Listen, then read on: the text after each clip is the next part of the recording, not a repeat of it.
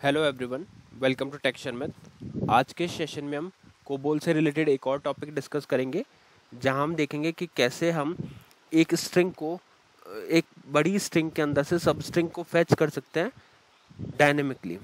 ठीक है, इससे पहले वाले सेशन में भी हमने एक ऐसा एग्जांपल कवर किया था जिसमें हमने स्ट्रिंग को सब स्ट्रिंग को फैच किया था डायनेमिक, बट वो एक स्टैटिक अप्रोच थी। आज हम जो अप्रोच यूज़ करेंगे वो होगी डायनेमिक अप्रोच। ठीक है, तो उसके लिए मैंने यहाँ ऑलरेडी एक प्रोग्राम क्रिएट किया हुआ है। मैं आपको पहले वो प्रोग्राम वॉक थ्रू कराऊंगा और फिर उसके बाद में हम समझेंगे कि उसका आउटपुट कैसे आ रहा है। तो उसके लिए यहाँ पे मैं सबसे पहले ऑप्शन 2 ले रहा हूँ। देखो, यहाँ पे सबसे पहले हमें प्रोग्राम के अंदर एक आइडेंटिफिकेशन डिवीजन ब्लॉक रखना होता है, और इस आइडेंटिफिकेशन डिवीजन ब्लॉक के अंदर वो सारी इन्फॉर्मेशन आएगी जो कहीं ना कहीं प्रोग्राम की आइडेंटिटी को शो करती है। जैसे हमने पहले यूज़ किया प्रोग्राम आईडी। प्रोग्राम आईडी क्या करता है? प्रोग्राम आईडी जो है वो आपके प्रोग्राम के नेम को शो करता है। ठीक है, तो यहाँ पे अगर आप देखोगे तो टेस्ट pgm1 क्या शो कर रहा है? प्रोग्राम के नेम को। ठीक है, उसी तरह से सेकंड हमने वैल्यू रखी है वो है ऑथर। ऑथर क्या करता है? ऑथर शो करता है हमारे ऑथर के नेम को। तो यहाँ पे क्या आ गया? ऑथर नेम टेक्सचर में। ठीक है, अब अगर आपको बेसिक्स का भी आइडिया नहीं है कि कैसे हमने यहाँ पे स्ट्रक्चर यूज़ किया है, क्या पोजीशनिंग है, तो उसके लिए आप लोग स्टार्टिंग से सेशन देख सकते हो इस पूरे प्लेलिस्ट के, क्योंकि ये सारे सेशंस एक प्रॉपर सीक्वेंस में है। तो अगर आप पूरी सीक्वेंस फॉलो करोगे तो और भी ज़्यादा इजीली आपको चीज़ें समझ में आएगी। ठीक है, तो अभी के लिए हम मेनली फोकस कर रहे हैं कि कैसे हम सब स्ट्रिंग को फैच कर सकते हैं वेरिएबल लेंथ की बेसिस पे। तो उसके लिए हमें क्या करना है? एक तो डेटा डिवीजन इनिशिएट करना है। उस डेटा डिवीजन से जस्ट पहले हमने ये 3 लाइन के कमेंट डिक्लेयर किया है। कमेंट डिक्लेयर करने के लिए आपको यहाँ से काउंट करना पड़ेगा और 7th पोजीशन पे एस्ट्रिक का यूज़ करना है। तो 1 2 3 4 5 6 और 7, ये हो गई हमारी 7th पोजीशन। ठीक है, इसके ऊपर आप जैसे ही एस्ट्रिक रखोगे उसके बाद वाली लाइन में जो भी डेटा आप लिखोगे वो सारा एज ए कमेंट ही कंसिडर होगा। ठीक है, बाद में लाइन नंबर 9 से हमने डेटा डिवीजन स्टार्ट कर दिया। अब डेटा डिवीजन क्या होता है? जब भी आपको प्रोग्राम के अंदर कुछ वेरिएबल्स का यूज़ करना है तो उनको आप डिक्लेयर करोगे डेटा डिवीजन के वर्किंग स्टोरेज सेक्शन में। ठीक है, तो ये आ गया हमारा वर्किंग स्टोरेज सेक्शन। अब लास्ट एग्जांपल में और इस एग्जांपल में डिफरेंस क्या है? लास्ट एग्जांपल में हमने डायरेक्टली दोनों वैल्यू को हार्ड कोड किया था, बट इस केस में हम एक वैल्यू को फिक्स रख रहे हैं या हार्ड कोडेड रख रहे हैं, और दूसरी वैल्यू जो है वो किसी वेरिएबल पे डिपेंड करेगी जो है लेंथ, है ना। हो सकता है आपको एक बार 10 कैरेक्टर्स फैच करने हो, सेकेंड टाइम 5 कैरेक्टर्स फैच करने हो, तो वो वैल्यू डिपेंड किस पे करेगी? स्ट्रिंग के लेंथ के ऊपर।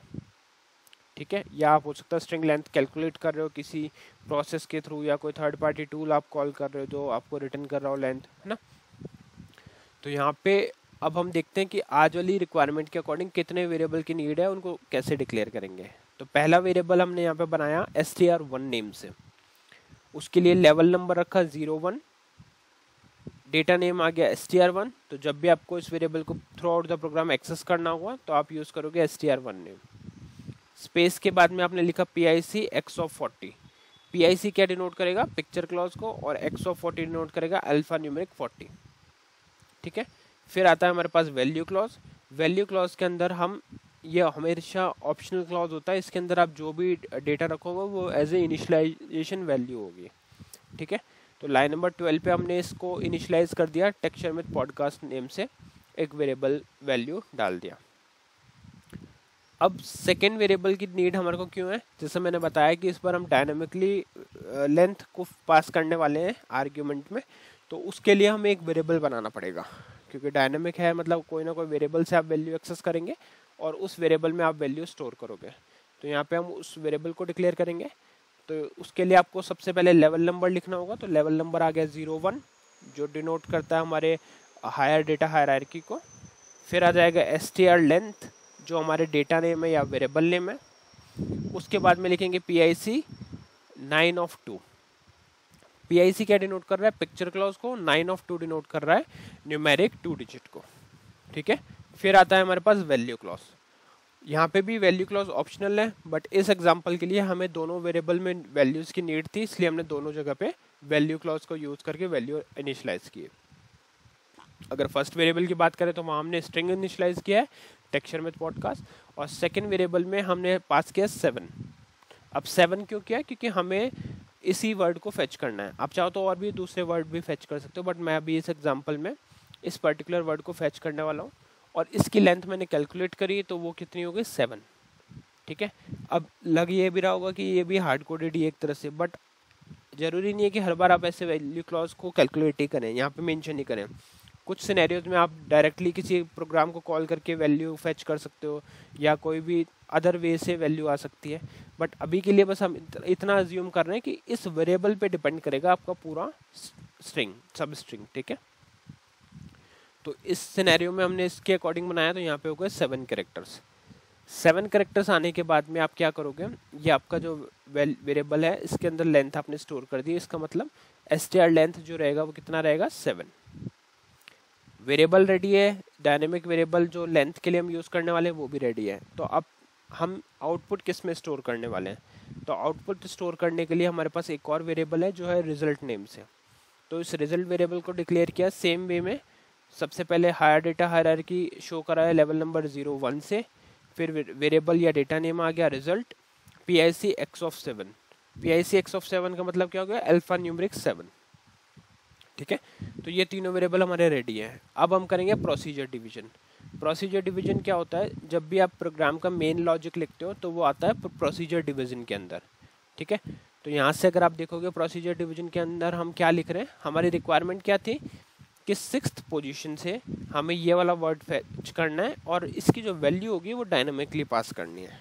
ठीक है, तो डायनामिकली पास करने के लिए एक वेरिएबल ऑलरेडी बनाया हुआ है। अब हम यूज़ करेंगे मूव ऑपकोड का।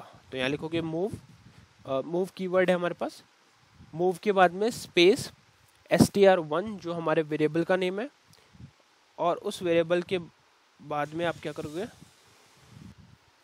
तो इसके बाद में हम मूव ऑपकोड का यूज़ कर रहे हैं। मूव ऑपकोड में हमने str1 में जो वैल्यू हमारे को स्टार्टिंग पोजीशन पास करनी थी वो था 6th। ठीक है, तो यहाँ से हम कैलकुलेट करेंगे 6th पोजीशन पे s आता है, इसके बाद में 7 कैरेक्टर्स हमें फेच करने हैं।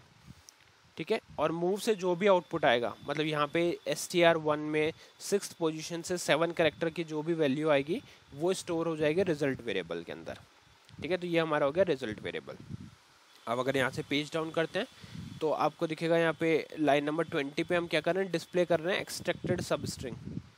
ठीक है, तो ये जस्ट नॉर्मली जो भी आउटपुट आपने रिसीव किया सब स्ट्रिंग के एज ए सब स्ट्रिंग, उसको हम डिस्प्ले करने के लिए एक टेक्स्ट उसके साथ लिख रहे हैं एक्सट्रैक्टेड सब स्ट्रिंग, और फिर उस वेरिएबल को अटैच कर रहे हैं जिसमें भी हमारी वैल्यू स्टोर्ड है।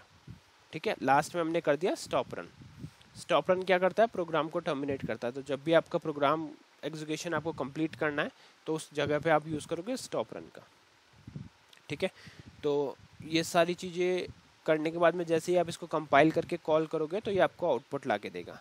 बट यहाँ पे एक चीज़ मेरे को बतानी कि जैसे जब भी आप वेरिएबल का नेम डिफाइन कर रहे हो तो मेक श्योर करना है कि कोई कीवर्ड आप वहाँ यूज़ ना कर रहे हो, है ना। जैसे हमने वेरिएबल डिक्लेरेशन के टाइम भी कुछ रूल्स इसके देखे थे, तो वही सारे रूल्स पहले फॉलो करने हैं हमें, और उस अकॉर्डिंग फाइंड आउट करना है कि कैसे जो कौन से कीवर्ड्स है जो हमें अवॉइड करने हैं वेरिएबल को डिक्लेयर करते टाइम।